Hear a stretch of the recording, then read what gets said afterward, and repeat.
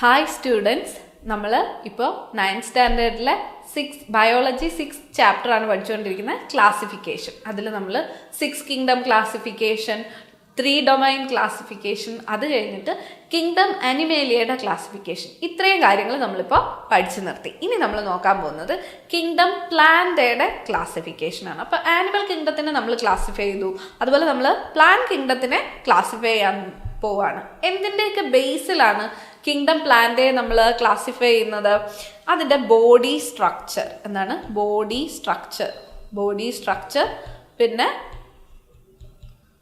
Vascular tissue, vascular system or vascular tissues, പിന്നെ seed formation.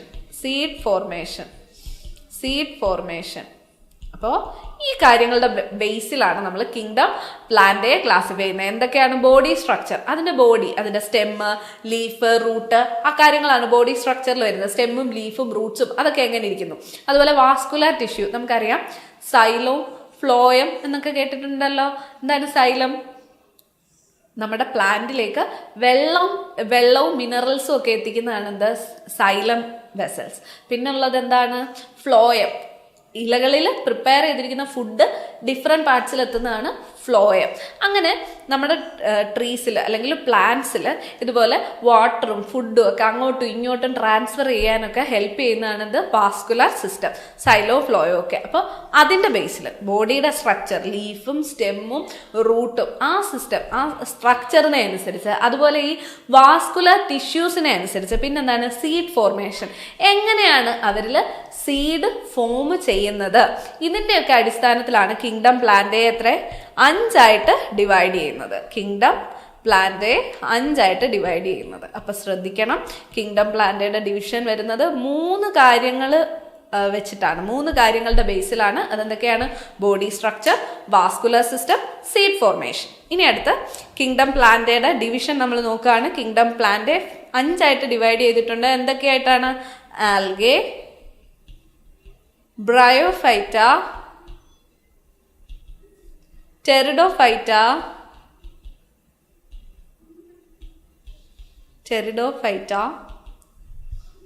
Gymnosperms,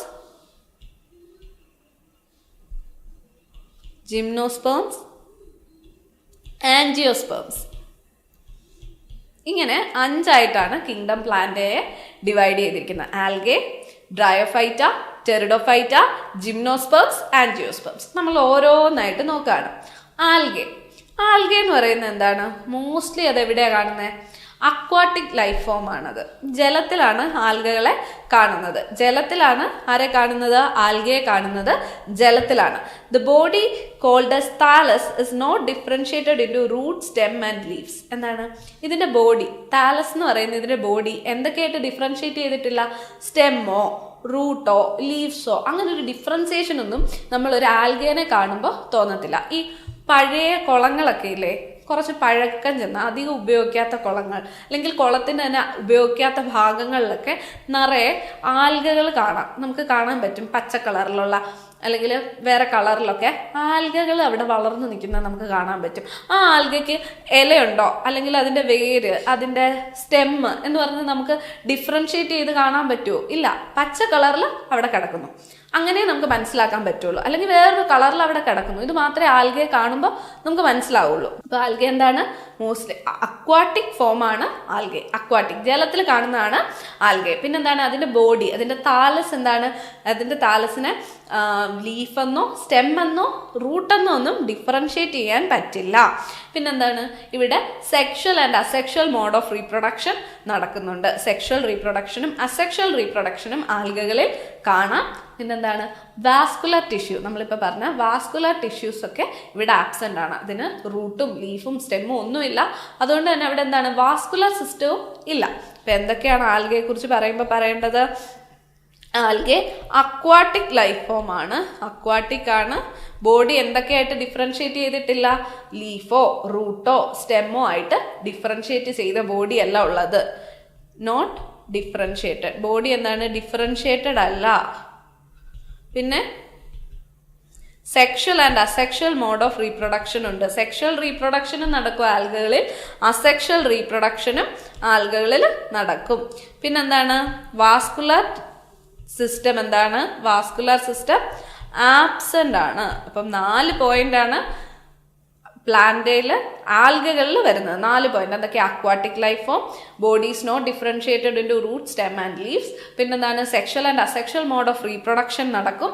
പിന്നെന്താണ് ഇവിടെ vascular tissues absent ആണ്.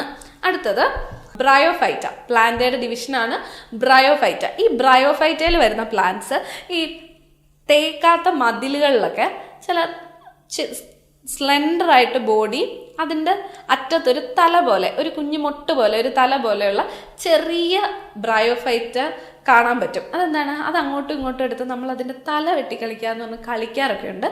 അതാണ് എന്താ, അത് ഇവിടെ വരുന്ന ബ്രയോഫൈറ്റയിൽ വരുന്നതാണ്. അപ്പോൾ ഇത് എവിടെയാണ് കാണപ്പെടുന്നത്? മോയിസ്റ്റ് ആയിട്ടുള്ള സർഫസുകളിലാണ് കാണപ്പെടുന്നത്. ഇത് മോയിസ്റ്റ് ആയിട്ടുള്ള സർഫസുകളിലാണ് കാണപ്പെടുന്നത്. ഇവിടെ എന്താണ്? റൂട്ട് പോലെ, സ്റ്റെമ്മ് പോലെ, ലീഫ് പോലെയൊക്കെയുള്ള സ്ട്രക്ചറുകളുണ്ട്. അപ്പം എന്താണ് ഇത് കാണുന്നത്? മോയിസ്റ്റ് ആയിട്ടുള്ള സർഫസിലാണ്. പിന്നെ ഇവിടെ എന്താണ്? റൂട്ട് പോലെയും സ്റ്റെമ്മ് പോലെയും ലീഫ് പോലെയുള്ള സ്ട്രക്ചറുകളുണ്ട്. പിന്നെന്താ?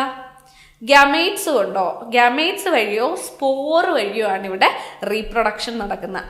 ഇത് ഗമേറ്റ്സ് വഴി അല്ലെങ്കിൽ സ്പോർ വഴിയാണ് ഇവിടെ റീപ്രൊഡക്ഷൻ നടക്കുന്നത്.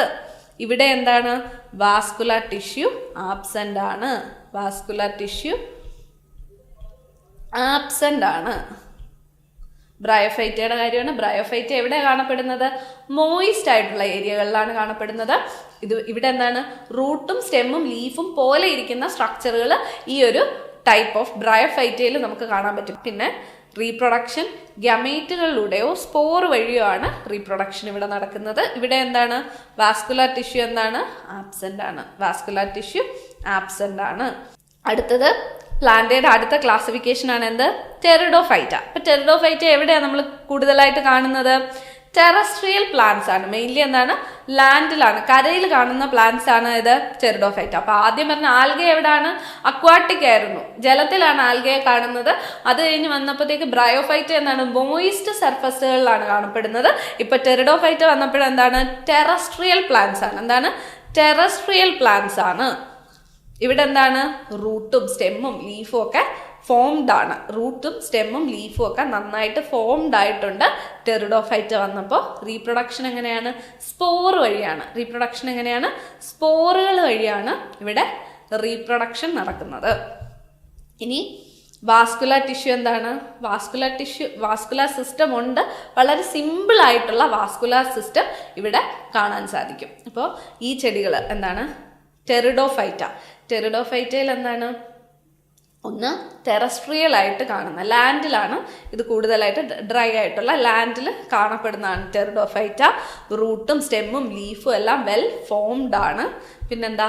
സ്പോറുകൾ വഴിയാണ് ഇവിടെ റീപ്രൊഡക്ഷൻ നടക്കുന്നത്. വാസ്കുലർ ടിഷ്യൂ പ്രസന്റ് ആണ്. ഏറ്റവും സിമ്പിൾ ഫോമിൽ വാസ്കുലർ സിസ്റ്റം പ്രസന്റ് ആണ്. അടുത്തത് എന്താ? ജിംനോസ്പേംസ്. ജിംനോസ്പേംസ് എന്ന് പറയുമ്പോൾ ഇവിടെ റീപ്രൊഡക്റ്റീവ് സിസ്റ്റം അല്ലെങ്കിൽ റീപ്രൊഡക്റ്റീവ് സ്ട്രക്ചർ എന്ന് പറയുന്ന കോണുകളാണ്. അപ്പോൾ നിങ്ങൾ എപ്പോഴെങ്കിലും വാഗമൺ പൈൻ ഫോറസ്റ്റിലൊക്കെ പോയിട്ടുണ്ടെങ്കിൽ അവിടെ നിങ്ങൾക്ക് ചെറിയ കോണുകൾ കണ്ടിട്ടുണ്ടാകും. ഈ കോണുകൾ എന്ന് പറയുന്നതാണ് ജിംനോസ്പേംസിൻ്റെ റീപ്രൊഡക്റ്റീവ് സ്ട്രക്ചർ. പൈൻ ഫോറസ്റ്റിൽ എങ്ങാനും പോയിട്ടുണ്ടെങ്കിൽ അവിടെ നിങ്ങൾ തീർച്ചയായിട്ടും എന്താണ്? കോൺസ് കണ്ടിട്ടുണ്ട്. ഈ കോൺസ് എന്ന് പറയുന്നത് ജിംനോസ്പേംസിന്റെ റീപ്രൊഡക്റ്റീവ് സ്ട്രക്ചറാണ് കോൺസ്. അപ്പോൾ ഇവിടെ എന്താണ്? സീഡുകൾ ഫോം ചെയ്യാറുണ്ട്. ജിംനോസ്പേംസിൽ സീഡ്സ് ഫോമേഷൻ നടക്കുന്നുണ്ട്. പക്ഷെ ആ സീഡിനെ കവർ ചെയ്ത് എന്ത് കാണില്ല? ഫ്രൂട്ട് കാണില്ല. മനസ്സിലായോ? സീഡ് ഉണ്ടാവും, പക്ഷെ എന്താണ്? അതിനെ കവർ ചെയ്തൊരു ഫ്രൂട്ട് കാണില്ല. ഇപ്പം നമ്മളെന്താ? ആപ്പിൾ എടുക്കുമ്പോൾ ആപ്പിളിൻ്റെ സീഡ് എന്ന് പറയുന്നത് ആ ഫ്രൂട്ടിനുള്ളിലാണ്. പക്ഷെ നമ്മൾ ജിംനോസ്പേംസിൽ നോക്കുകയാണെങ്കിൽ അങ്ങനെ ഒരു ഫ്രൂട്ട്, ആ സീഡിനെ പൊതിഞ്ഞ് ഒരു ഫ്രൂട്ട് കാണത്തില്ല. പിന്നെന്താണ്? ഇവിടെ കോംപ്ലക്സ് ആയിട്ടുള്ള വാസ്കുലർ ടിഷ്യൂസ് ഉണ്ട്. നല്ല ഫോംഡ് ആയിട്ടുള്ളതും കോംപ്ലക്സ് ആയിട്ടുള്ളതുമായിട്ടുള്ള വാസ്കുലർ ടിഷ്യൂസ് ഉണ്ട്. പക്ഷേ സൈലം വെസൽസ്, പ്രത്യേകം പറയാം, സൈലം വെസൽസ് അവിടെ ആബ്സെന്റ് ആയിരിക്കും. അപ്പം എന്താ? ജിംനോസ്പേംസ് എന്ന് പറഞ്ഞാൽ അവിടുത്തെ റീപ്രൊഡക്റ്റീവ് സ്ട്രക്ചറിൻ്റെ പേര് കോൺ എന്നാണ്. റീപ്രൊഡക്റ്റീവ് സ്ട്രക്ചർ കോൺ ആണ്. പിന്നെന്താ, സീഡ്സ് ഇവിടെ ഫോം ചെയ്യാറുണ്ട്, പക്ഷെ എന്താണ്, അതിനെ കവർ ചെയ്ത് ഫ്രൂട്ട്സ് ഉണ്ടാവാറില്ല. പിന്നെന്താ, ഇവിടെ വാസ്കുലർ ടിഷ്യൂ, കോംപ്ലക്സ് ആയിട്ടുള്ള വാസ്കുലർ ടിഷ്യൂ പ്രസന്റ് ആയിരിക്കും, സൈലം വെസൽ ആബ്സെന്റ് ആയിരിക്കും. ഇത്രയും കാര്യങ്ങളാണ് ജിംനോസ്പേമിനെ കുറിച്ച് പറയാനുള്ളത്. ജിംനോസ്പേമിൽ റീപ്രൊഡക്റ്റീവ് സ്ട്രക്ചർ, കോൺസ് എന്ന് പറയുന്ന റീപ്രൊഡക്റ്റീവ് സ്ട്രക്ചർ ഉണ്ടാകും. പിന്നെ സീഡ്സ് ഫോം ചെയ്യുന്നുണ്ട്, പക്ഷെ അവിടെ എന്തുണ്ടാവത്തില്ല, ഫ്രൂട്ട്സ് ഉണ്ടാവില്ല. കോംപ്ലക്സ് ആയിട്ടുള്ള വാസ്കുലർ സിസ്റ്റം ഉണ്ട്, പക്ഷെ സൈലം വെസൽ ആബ്സെന്റ് ആണ്. അടുത്തത് ആൻജിയോസ്പേംസ്. ആൻജിയോസ്പേംസ് എന്ന് പറഞ്ഞാൽ എന്താണ്, ഫ്ലവറിംഗ് പ്ലാന്റ്സ് ആണ് ഇവിടെ വരുന്നത്. ഫ്ലവറിംഗ് പ്ലാന്റ്സ് ആണ് ആൻജിയോസ്പേംസിൽ വരുന്നത്. അപ്പൊ എന്താണ്, ഇവിടുത്തെ റീപ്രൊഡക്റ്റീവ് പാർട്ട് ഏതാണ്, ഫ്ലവേഴ്സ് ആണ്. ഫ്ലവറിംഗ് പ്ലാന്റ്സിൽ ഫ്ലവേഴ്സ് ആണ് റീപ്രൊഡക്റ്റീവ് പാർട്ടായിട്ട് വരുന്നത്. അതുപോലെ ഇവിടെ എന്താണ്, സീഡ്സ് ഉണ്ടാവുന്നുണ്ട്. ഫ്ലവറിംഗ് പ്ലാന്റ്സിൽ സീഡ്സ് ഉണ്ടാവുന്നുണ്ട്. സീഡ്സിനെ പൊതിഞ്ഞ് എന്ത് കാണും, ഫ്രൂട്ട്സും കാണും. അതുപോലെ കോംപ്ലക്സ് ആയിട്ടുള്ള എന്ത് കാണും, വാസ്കുലർ ടിഷ്യൂ പ്രസന്റ് ആണ്. അതായത് സൈലോ ഫ്ലോയോ എല്ലാം പ്രസന്റ് ആണ്. കോംപ്ലക്സ് ആയിട്ടുള്ള വാസ്കുലർ ടിഷ്യൂസ് തന്നെ പ്രസന്റ് ആണ് ഇവിടെ ആൻജിയോസ്പേംസിൽ. അപ്പൊ ആൻജിയോസ്പേംസിൽ എന്താണ്, ഫ്ലവറിംഗ് പ്ലാന്റ്സ് ആണ് ആൻജിയോസ്പേംസിൽ വരുന്നത്. അപ്പൊ അവിടുത്തെ റീപ്രൊഡക്റ്റീവ് ഓർഗൻ എന്താണ്, റീപ്രൊഡക്റ്റീവ് പാർട്ട് ഏതാണ്, ഫ്ലവേഴ്സ് ആണ് അവിടുത്തെ റീപ്രൊഡക്റ്റീവ് പാർട്ട്. പിന്നെ എന്താണ്, സീഡ്സ് ഫോർമേഷൻ ഇവിടെയും ഉണ്ട്, ജിംനോസ്പേംസിലും ഉണ്ട്, ആൻജിയോസ്പേംസിലും എന്തുണ്ട്, സീഡ് ഫോർമേഷൻ ഉണ്ട്. ഇവിടുത്തെ പ്രത്യേകത എന്താ, ആ സീഡ്സിനെ കവർ ചെയ്ത് എന്ത് കാണും, ഫ്രൂട്ട്സ് കാണും. പിന്നെ കോംപ്ലക്സ് ആയിട്ടുള്ള സൈലോ ഫ്ലോയോ എല്ലാം അടങ്ങിയിട്ടുള്ള കോംപ്ലക്സ് ആയിട്ടുള്ള എന്ത്, വാസ്കുലർ ടിഷ്യൂ ഇവിടെ പ്രസന്റ് ആയിരിക്കും. ഇതാണ് ആൻജിയോസ്പേംസിന്റെ പ്രത്യേകത. അപ്പോൾ ഇനി ഇതിന്റെ ഓരോന്നിന്റെയും എക്സാമ്പിൾ കൂടി പറയാം.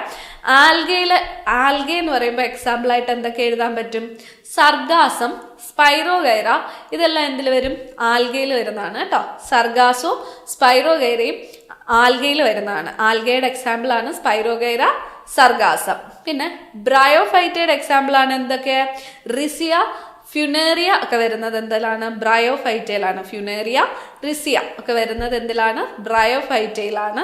പിന്നെ ടെറിഡോഫൈറ്റ ടെറസ്ട്രിയൽ ആയിട്ടുള്ള സ്റ്റെമ്മും ലീഫും റൂട്ടും സ്റ്റെമ്മും ലീഫും ഒക്കെ ഫോം ചെയ്തിട്ടുള്ള റീപ്രൊഡക്ഷൻ സ്പോറിലൂടെ നടക്കുന്ന നമ്മുടെ ടെറിഡോഫൈറ്റയുടെ എക്സാമ്പിൾ ആണ് ലൈക്കോപോഡിയം